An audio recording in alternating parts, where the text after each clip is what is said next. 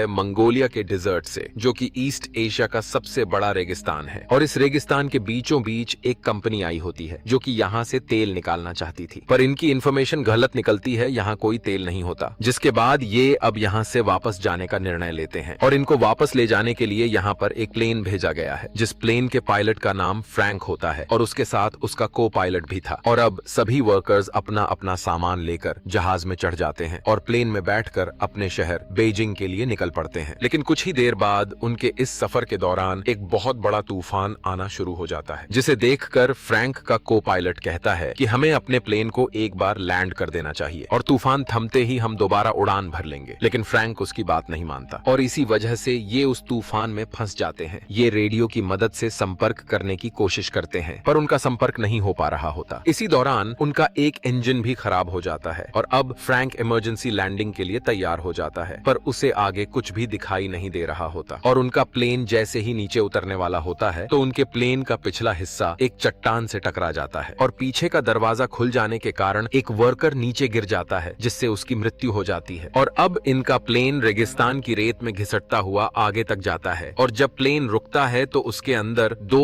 और वर्कर्स की मृत्यु हो चुकी होती है। लेकिन अब ये इस खतरनाक रेगिस्तान में फंस चुके हैं, जिसके बाद ये अपने खाने की सप्लाई को चेक करते हैं, जहां इन्हें पता चलता है कि इनके पास 1 महीने का खाना है। पर तभी इनमें से एक आदमी कहता है कि मैं चलकर इस रेगिस्तान से बाहर निकल सकता हूँ, क्योंकि मैंने बहुत सी जगहों पर हाइकिंग और ट्रैकिंग की हुई है। लेकिन बाकी लोग उसे समझाते हैं कि यह जुलाई का महीना है, जो रेगिस्तान में सबसे अधिक गर्म होता है और तुम इस गर्मी में जिंदा नहीं बच पाओगे। सभी उसे समझाते हैं कि तुम्हें रास्ता भी नहीं पता है, इसीलिए तुम इस रेगिस्तान में गोल गोल घूमते रहोगे। और यह बात उस आदमी को समझ आ जाती है। अब उसी रात जब ये सभी सो रहे होते हैं तो बाहर तूफान के कारण मौसम खराब हो जाता है और तभी इनमें से एक आदमी, जिसका नाम जॉन डेविस होता है, वह बाहर टॉयलेट करने के लिए निकलता है। लेकिन तभी उसका पैर एक पत्थर से टकरा जाता है, जिसकी वजह से वह रेत में लुढ़कता हुआ नीचे गिर जाता है और तूफान में अब उसे कुछ भी दिखाई नहीं देता, जिससे वह रास्ता भटक जाता है। और अब जब सुबह सभी वर्कर्स उठते हैं तो वे देखते हैं कि उनका एक साथी गायब है। वे उसे चारों तरफ ढूंढने की कोशिश करते हैं, पर उसका कुछ भी पता नहीं चलता। इसीलिए यहाँ जो लेडी होती है वह पायलट के पास जाती है और उससे पूछती है कि क्या हमें यहाँ से कोई बचाने भी आएगा या नहीं, जिस पर पायलट कहता है कि इसका कोई पता नहीं, जिससे लड़की थोड़ी उदास हो जाती है, क्योंकि हम अपने रास्ते से पूरी तरह भटक चुके हैं, इसीलिए अगर हमें यहाँ से कोई ढूंढने भी आएगा तो वह हमें नहीं ढूंढ पाएगा। और अब सभी की उम्मीदें भी टूटने लगती हैं कि कोई भी उन्हें यहाँ से लेने के लिए नहीं आएगा। इसीलिए इनमें से 2 लोग यहाँ से पैदल निकलने का निर्णय लेते हैं, पर जब वे अपने साथ पानी ले जाने लगते हैं तो पायलट उनसे कहता है कि यहाँ से पानी कोई भी नहीं ले जाएगा। जिसके बाद पानी को लेकर इनके बीच झगड़ा होना शुरू हो जाता है, जिस वजह से उनका पानी भी गिर जाता है। पर यहाँ पर एक आदमी होता है जिसका नाम एलियट होता है। वह इनसे कहता है कि मेरे पास एक आइडिया है जिससे हम सबकी जान बच सकती है। मैं कई दिनों से इस प्लेन को ऑब्जर्व कर रहा हूँ कि हम इसके पुर्जों को जोड़कर एक दूसरा प्लेन बना सकते हैं, क्योंकि एलियट पहले प्लेन बनाने वाली कंपनी के साथ काम करता था। और अब सभी के मन में एक उम्मीद जागने लगती है। वे उसकी मदद करने के लिए तैयार हो जाते हैं, लेकिन पायलट उसकी बातों से सहमत नहीं होता। वह कहता है कि ऐसा करना नामुमकिन है। और अगले दिन इनमें से एक आदमी वहां से निकल जाता है, पर वहां जो लेडी होती है वह उसे ढूंढने के लिए उसके पीछे जाने लगती है। लेकिन पायलट उसे रोकता है और खुद उस आदमी के पीछे निकल जाता है। वह उस चट्टान तक पहुंच जाता है जहां उनका प्लेन टकराया था और वहीं पर उसे उस आदमी की लाश भी मिलती है जो प्लेन से गिर गया था, पर उसके शरीर पर उसके कपड़े नहीं होते और वहां पर कुछ गोलियों के कवर भी पड़े होते हैं। और तभी उसे वह आदमी भी मिल जाता है जो यहाँ से जाने वाला था और वह कहता है कि मैं इस लाश से अपनी घड़ी लेने आया था जो इसने मुझसे ली थी, पर इसके पास वह घड़ी नहीं है, जिसका साफ मतलब है कि हमारे अलावा यहाँ कोई और भी है। अब ये दोनों उस जगह पर आ जाते हैं जहाँ इनके बाकी साथी होते हैं और अब पायलट भी उनके साथ प्लेन बनाने के लिए तैयार हो जाता है। इसके बाद ये लोग प्लेन बनाना शुरू कर देते हैं। ये दिन में काम नहीं करते क्योंकि यहाँ बहुत ज्यादा गर्मी होती है, बल्कि ये रात में काम करते हैं। लेकिन इनकी परेशानी तब बढ़ जाती है जब उनका वह तेल जिसे ये आग जलाने और प्लेन उड़ाने के लिए रखे हुए थे, उस पर वेल्डिंग करते समय चिंगारियां गिर जाती हैं और वहां एक जोरदार धमाका हो जाता है। हालांकि इस ब्लास्ट में किसी की जान नहीं जाती, लेकिन इनका सारा का सारा तेल बर्बाद हो जाता है। अब इनके पास उतना ही तेल बचा होता है जिससे ये बस एक बार उड़ान भर सकते हैं और यहाँ से निकल सकते हैं। अब ये लोग अब रात के बजाय दिन के वक्त काम करते हैं, लेकिन दिन में बहुत ज्यादा गर्मी होती है। फिर भी ये हिम्मत नहीं हारते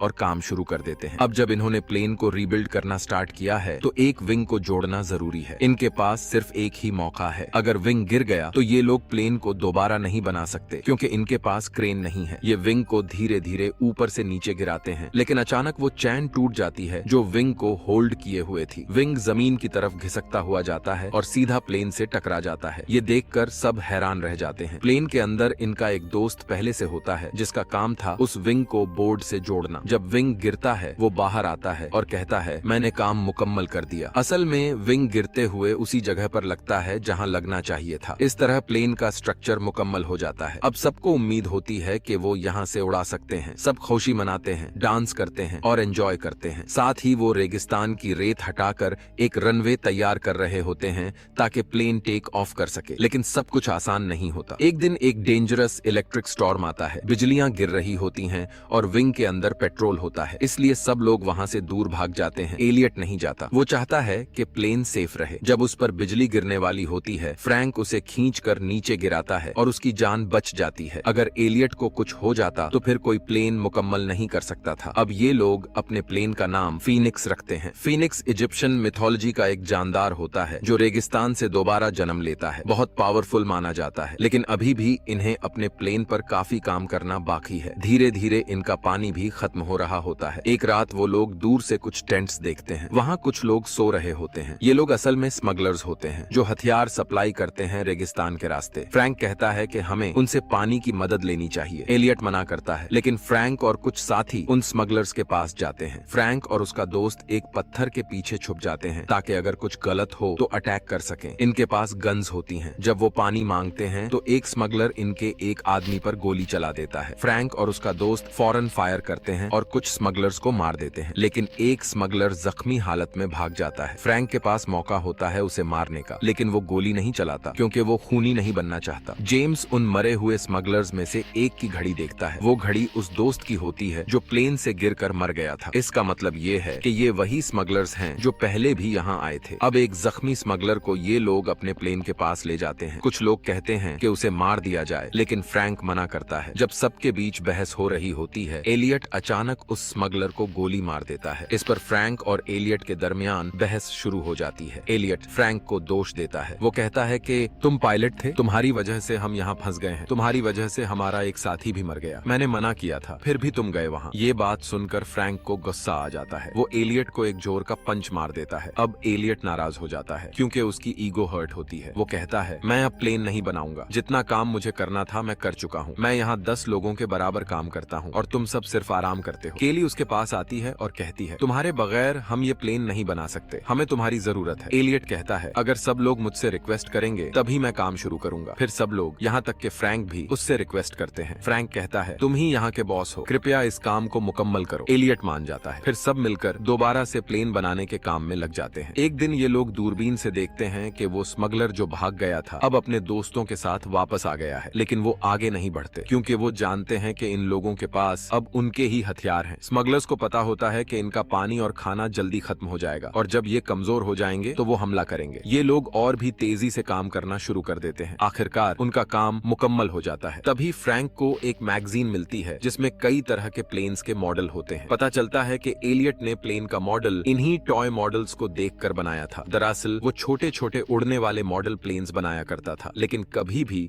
एक बड़ा रियल प्लेन नहीं बनाया। ये सुनकर सबको गुस्सा आ जाता है, खासकर अयान को। वो एलियट के सर पर गन रख देता है और कहता है तुम हमें बेवकूफ बना रहे थे, ये प्लेन कभी नहीं उड़ेगा, तुमने पहले कभी इतना बड़ा प्लेन बनाया ही नहीं। लेकिन एलियट कहता है मुझे यकीन है ये प्लेन उड़ेगा। हाँ, मैं छोटे रिमोट कंट्रोल्ड प्लेन्स बनाता था, लेकिन उनमें बैलेंस ज्यादा जरूरी होता है। फ्रैंक अयान को रोक लेता है। तभी तूफान आ जाता है। जब तेज हवाएं चलती हैं तो प्लेन अपने आप हल्का हल्का हवा में उठने लगता है। सब समझ जाते हैं कि ये प्लेन सच में उड़ सकता है। उनके दिलों में जो उम्मीद मर चुकी थी वो फिर से जिंदा हो जाती है। लेकिन ये रेगिस्तान का तूफान था जो प्लेन को पूरी तरह से रेत में ढांक देता है। तूफान के बाद सब उदासी में चले जाते हैं। फ्रैंक कहता है हमने इससे मेहनत से बनाया है और हम इससे यहाँ से उड़ाकर ले जाएंगे। सब लोग मिलकर प्लेन को रेत से निकालते हैं और खींचकर उस जगह ले जाते हैं जहाँ रेत नहीं होती। वो लोग प्लेन को स्टार्ट करते हैं। प्लेन स्टार्ट होता है लेकिन तुरंत बंद हो जाता है। बहुत बार ट्राई करते हैं और आखिरकार प्लेन चल पड़ता है। प्लेन का इंजन गरजता है। स्मगलर्स इसकी आवाज सुनकर घोड़ों पर हथियार लेकर